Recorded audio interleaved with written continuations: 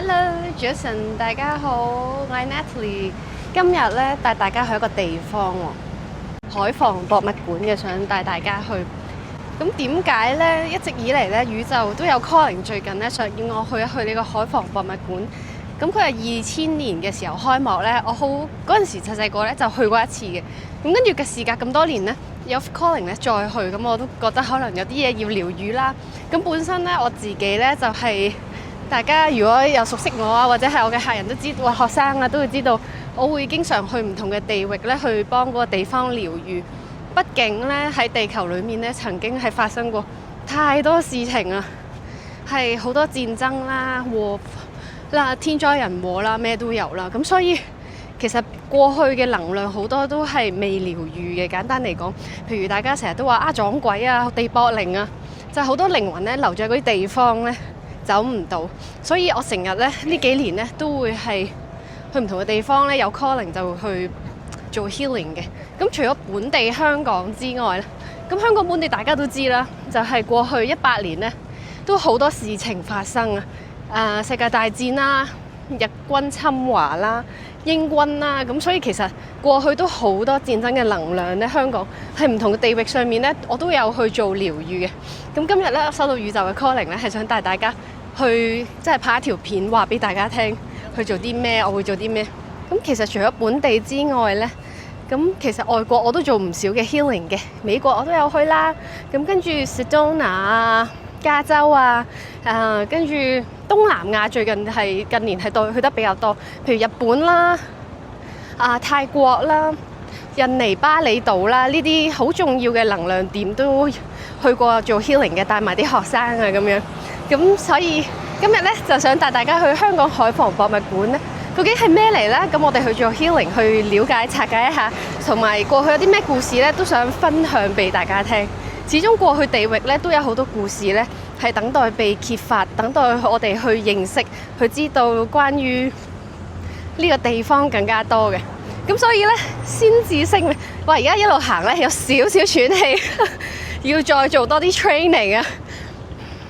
咁所以先至聲明咧，就大家咧，其實係要有修行過嘅朋友咧，我先會建議去呢啲地方去 feel 唔同嘅靈魂啊 ，feel 唔同嘅地域嘅能量嘅。千祈唔好自己一個咩都唔知就走去，因為我知道呢條片咧，咁會公開啦，咁可能咩人都會睇到嘅時候咧，我都想做翻個 disclaimer 話俾大家聽。始終如果自己一個去就唔係太好嘅，咁就係有其他人陪同啊，去做呢啲事情會比較好。咁當然博物館自己去係冇問題啦，但係如果要去 feel 唔同嘅維度嘅嘢咧，始終都係要做好準備嘅。好，let's go。好啦，我哋差唔多到啦。咁平時大家點去咧？其實好隔涉㗎，呢個海防博物館。佢就喺筲箕灣站出都要行3個字左右，2-3個字左右，係啦。咁咧，海防博物館咧就係其實喺西灣河啦、愛秩序灣嘅避風塘隔離嘅。咁所以咧，其實你見到我身後咧呢啲咧，全部都係船廠嚟嘅。係啦，後邊就有船廠啦，其實一系列都係。咁所以其實都呢個叫做睇下先，俾大家睇下。呢個叫光明船廠啦。係啦，全部都係啲老字號啊，好多年前啊嘅船廠嚟嘅。咁跟住呢個係最新嘅養和嘅私家醫療中心。咁佢聞説就係專做癌症嘅，亦都係一個好新嘅一個。咁你經過呢，係啦，我哋會經過呢個譚公廟道，跟住終於嚟到海防博物館啦。你哋會見到有一個牌啦，係啦，噔噔。咁呢個海防博物館都好特別嘅，佢就係 exactly 喺公路隔離嘅，所以會有啲難揾咯。大家就要可能未嚟過，可能要花啲時間。咁如果想搭巴士嚟海防博物館嘅朋友呢，咁就可以搭呢幾個啦。好，咁我哋終於嚟到啦，呢個就係佢嘅大門口啦。成個海防博物館呢，係成個小山丘咁樣包圍啊，所以我哋今日都會行少少山嘅。tips 啦，如果想嚟海防博物館揸車嘅朋友咧，係免費泊車㗎，咁好好人啊！呢度唔知點解竟然唔需要俾停車場費。咁同埋咧，我哋經過咧會見到好多假嘅白鴿啦，咁始終都係一啲抗戰嘅地方啦。咁所以咧，我諗呢啲白鴿都係代表和平嘅象徵啦。咁啊，聞說咧，我老豆話呢一個喺海防博物館隔離呢個 building 咧，係原來係中銀金庫嚟嘅喎。咁係啦，但係我 Google Map 揾唔到啦，係啦，可能好神秘，就得一張嗰啲解款車嗰啲相咯。係啊，所以如果佢係金庫嘅話咧，咁佢都幾識揀地方喎。呢個簡直係風水寶地啊！佢係向海嘅，其實呢個黐住海啊，水為財啊嘛呢件事。好啦。咁跟住我哋首先嚟到第一個小景點咧，哇！呢個其實好靚，好有呢個就係咧當年嘅試驗場啊！我哋嚟到第一個地方咧，就係海防博物館裡面嘅試驗場所啦。咁試驗場所係試驗拍咩咧？就係顧名思義啦。咁當時咧英軍咧為咗守呢一個地方或者守香港咧，咁其實鯉魚門咧係一個比較重要嘅點嚟嘅。陣間會再講多少少。咁就係喺呢度咧去進行一啲炮彈嘅實驗嘅，咁所以就會起咗好多紅磚牆啦。你哋會見到，其實紅磚牆咧都幾有英國特色㗎，即係你去 Manchester 啊，或者你去唔同嘅 college 啊，英國 college 咧都係用呢一個紅磚嘅 style 咧去起出嚟嘅，所以都好有一種歷史遺留落嚟嘅歷史感覺。即係而家新樓係唔會有見到呢啲，咁所以當時咧啲人咧咁嚟運送呢啲新炮彈嘅時候咧，咁就會嚟到呢度咧去做實驗嘅，係啦。咁奈何啦，一定關於戰爭啊，關於呢啲海防啊、軍事嘅嘢咧，都一定有傷亡。所以嗰陣時其實就算運送彈藥去測試彈藥咧，都已經死咗好多人，隔離村都會受波及啦、禍害啦等等嘅。咁其實都係呢條片都係反戰嘅片嚟嘅。咁啊帶大家嚟呢度，我哋再睇下。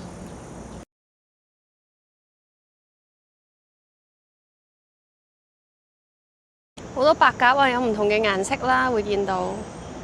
今日咧真係熱到嗨嗨，適逢前幾日就係夏至啦，我哋24節氣裡面，咁所以咧都真係好熱啊！咁我哋而家咧就會行上去呢個小山坡，我哋會由山頂開始係介紹啦、睇戲啦，跟住落到嚟山腳嘅。咁今日其實最主要咧都係踩線嘅啫。咁就睇下邊個地方需要 healing 啊，邊個地方多啲靈魂未走啊呢啲，咁我會做下探測嘅。咁大家如果想靈探呢，我都話要有專人陪同會比較好啦。同埋時間方面呢，我都會建議呢係下午3點前嚟會比較好嘅，去唔同嘅地方。咁佢日照時間呢係會比較長呢，所以個能量陽氣呢係更加適合我哋人類去感受去探測。3點之後我就唔建議啦，會比較陰啦，大家。跟住咧，我哋嚟到呢個軍備展示區啦。咁呢啲咧就係偵察車嚟嘅，咁就係當時咧60至70年代嘅時候咧，軍人會用嘅，係啦，有華人軍人，有英軍啦，都有嘅。係應該因為山坡呢度都比較大啦，比較呢個 area 成座山頭咁，所以都要啲車咧去運送同埋去做 surveillance， 睇下有冇敵軍啊呢啲。咁佢就係做防備嘅。咁跟住咧，我哋而家咧就會搭 lift 啦，搭到上8樓咧，去到直接山頂嘅。咁就山頂上面咧，佢就會有個 base camp，咁就見到佢哋軍人嘅大本營。咁我哋先去咗軍人大本營咧，了解下先，咁再去其他地方嘅。係啦，我哋上咗嚟8樓啦，而家呢度就係佢嘅頂啦。咁佢嘅堡壘嗰個碉堡咧就喺呢度嘅，你見到白色嗰個位置。係啦，8樓一出嚟咧，就見到呢個咁鬼死靚嘅海景啊！你睇下呢個景靚到，係啦，呢度望過去咧，呢個就好似係鯉魚門度假村嚟嘅。我老豆話係啊，呢度，係啦。我老豆話呢個係鯉魚門度假村。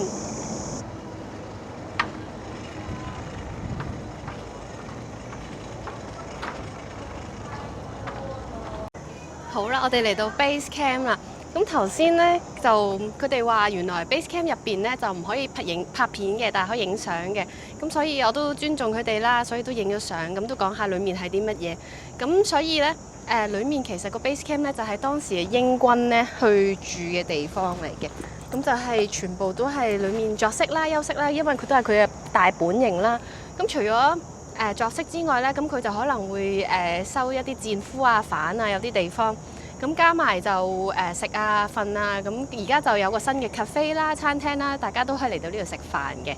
咁仲有啲咩呢？係啦，仲有彈藥庫啦，咁同埋炮台。你見到咧呢度有個窿咧，有個 area 咧，我陣間會有啲相咧，咁就係講裡面係攞嚟擺炮台嘅位置嘅。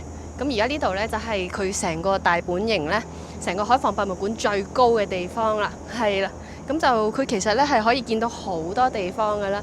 咁其實如果 suppose 咧以前咧冇樹嘅話咧，成個鯉魚門咧呢度咧所有海咧係一覽無遺嘅，仲可以見到杏花村啊，又可以見到唔同嘅嘢。咁鯉魚門咧係兩邊嘅，以前係即係唔係淨係鯉魚門食海鮮，門係雙面㗎嘛，即係左右，所以係一個關口嚟嘅。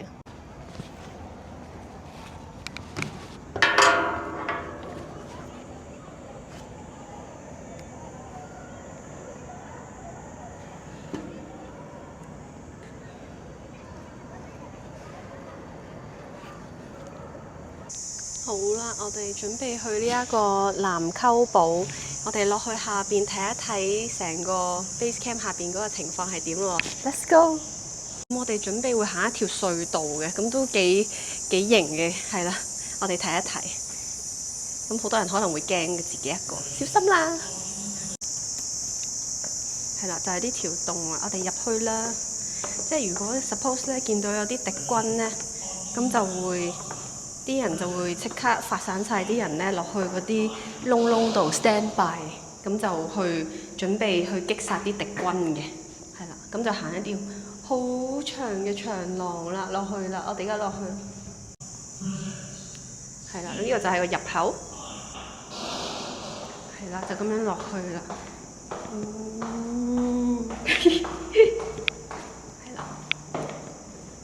跟住我哋嚟到呢一個溝堡啦，落到底啦，已經係咁。你見到呢啲窿咧，其實就係當年佢哋咧呢度已經做咗一個好完美嘅 demonstration， 就係見到敵軍咧喺透過啲小窿咧，就然之後去射殺嗰啲敵方嘅，係啦。咁其實都見到佢係設計得好好啦 ，well designed 啦，係啦，都諗到即係呢啲係有策劃過嘅一個軍事行動。係啦，呢度就係佢下邊嘅地方啦，行到啲長樓梯。咁我哋而家出去啦，呢個叫做蠔溝，我哋準備去一個叫蠔溝嘅地方。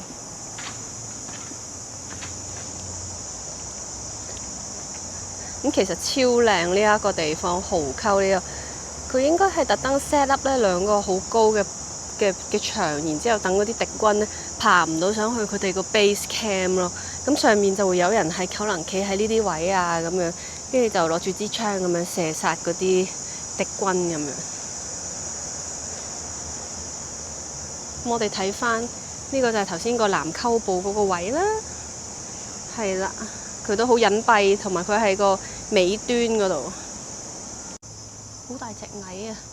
唔知你見唔見到咧？好大隻蟻啊！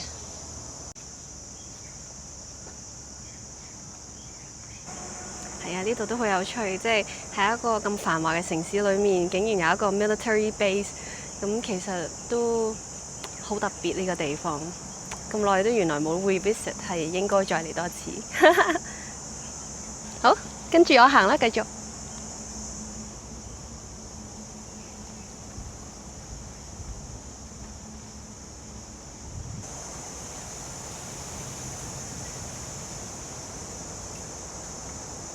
好 ，let's go。呢度都有啲似好日本咯，唔知點解，可能因為啲竹啊。咁呢啲好似嗰啲牆咧，好似嗰啲大阪城出邊嗰啲block 住出邊啲敵軍嘅地方，即係有啲可能咁就啲人過唔到去咯。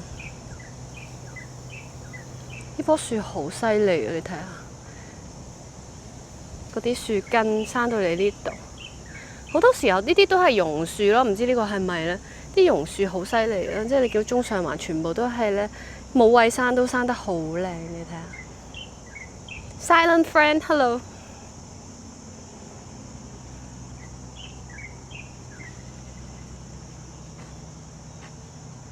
環境咧就非常之寂靜啊，真係即係冇平日啊 weekend 嚟都冇乜幾個人，所以咧如果大家喺香港即係放假冇嘢做咧，我都非常之推薦嚟呢個地方，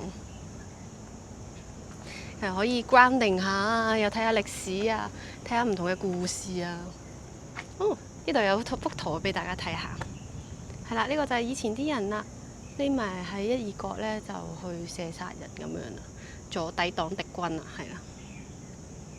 呢度就係佢另外一個頭先嘅一個溝堡，就係下邊呢啲窿咧，佢就係真係好隱蔽嘅，咁就係咯，抵擋敵軍啦，又係另外一個地方。天時過到嚟咧，大家都小心中暑，飲多啲水啊，戴帽啊、遮啊、UV 遮啊、太陽眼鏡啊，即係唔好熱親自己。最近都真係幾熱下。咁咧，我哋啱啱行完最頂啦，而家慢慢一步一步咧。就行去海邊嘅啦，咁我哋就落緊山嘅啦，咁就沿住呢條斜坡啦，落去下邊山呢，咁就有魚類同埋其他設施睇嘅，咁我哋就一齊去睇下啦。咁呢個呢，就係一個軍營嘅殘跡嚟嘅，你哋可以睇下。咁呢啲就係即係俾人炸到爛晒啦，即係始終戰爭有來有往噶嘛，呢啲嘢係你炸人哋，人哋要炸你，咁所以得翻少少 structure 喺度啦。咁都有 feel 嘅，好似啲 Last of Us 打機嗰啲咧，即係人類文明毀滅咗之後個狀態會係點咧？咁其實而家都可以借鑑少少，係啊，係啊，咁都保育幾好啊！佢保護住呢棵樹，但係唔知保護呢個 structure。咁所以我覺得都好有一種戰爭後嘅藝術美感。呢啲紅磚牆都有少少 New York feel 啊！呢啲。你 New York 都會見到好多呢啲建築，係啦。咁呢度就有個軍官阿 Sir 等緊我啦，介紹俾我睇啦。Hello 阿 Sir。咁呢個高射炮啊，係咪同北韓嗰個一樣？佢個名叫做高射炮，係啊。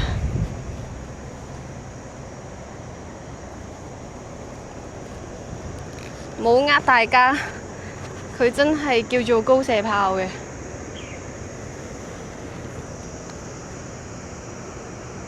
呢度有啲圖啦，當時嘅一啲圖片啦，跟住睇下哇個景，即係所以睇下所有船都係會經過呢一個鯉魚門嘅，當時係咁，當然兩邊啦，呢邊係香港港島東邊，而家就少啲㗎啦，係啦。Hello 夾夾，係咪好熱啊？熱死我啦！費事啦，整咁多嗱諗。彈藥庫，好似一個迷宮啊！呢度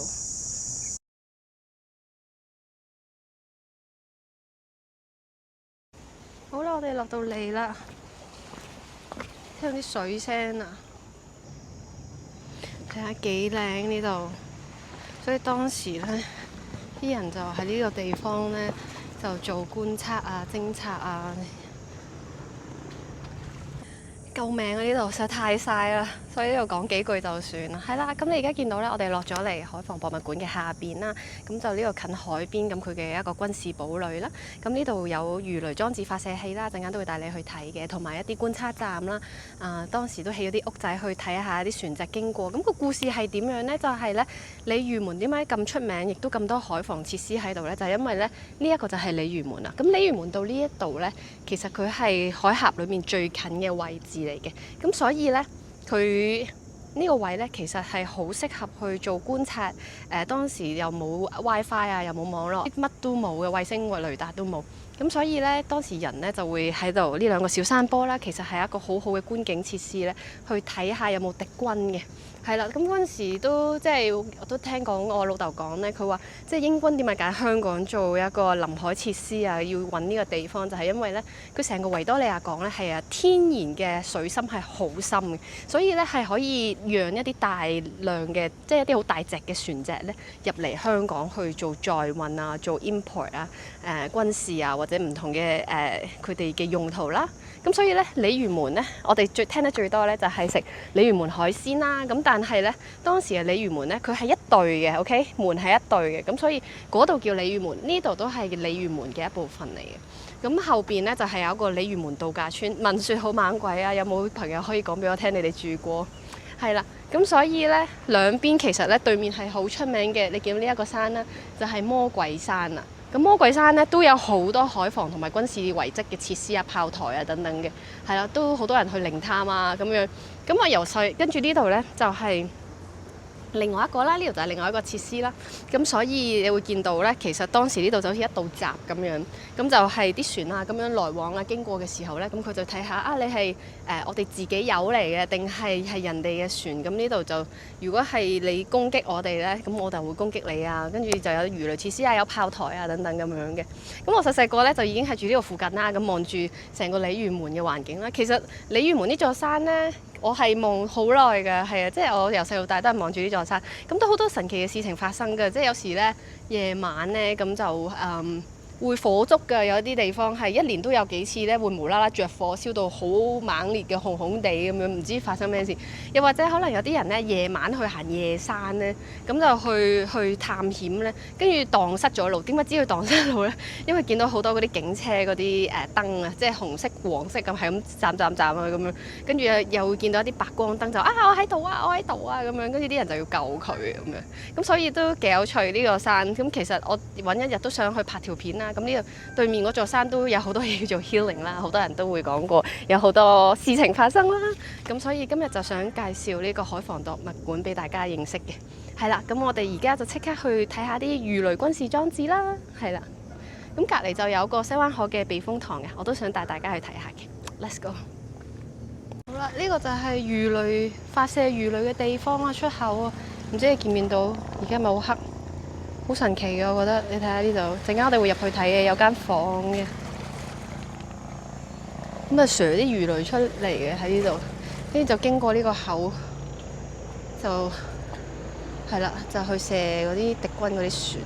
個魚雷發射站啦，喺個山，跟住有個窿，刮咗個窿。以前啲人都好犀利，喺裡面挖咗個窿出嚟，就係發放魚雷嘅。係啦，我哋睇睇。好。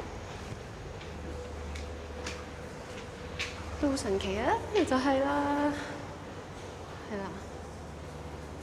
咁呢度咧就儲存好多魚雷啦，後面有對翼啦。我啱啱睇咗啲 description 咧，就其實咧佢係有電嘅呢個魚雷係。咁所以咧就係咧當呢一個魚雷咧就係經過呢一個窿仔啦，呢個窿仔就去射啲魚雷出去啦。頭先我帶你睇咗嗰度。咁跟住咧，佢就會有導航裝置咧，然後咧，咁佢就會有導航裝置咧，去即係譬如想去邊個地方咧，係可以指揮呢一啲魚雷去唔同嘅船度去射殺咁樣嘅，係啦，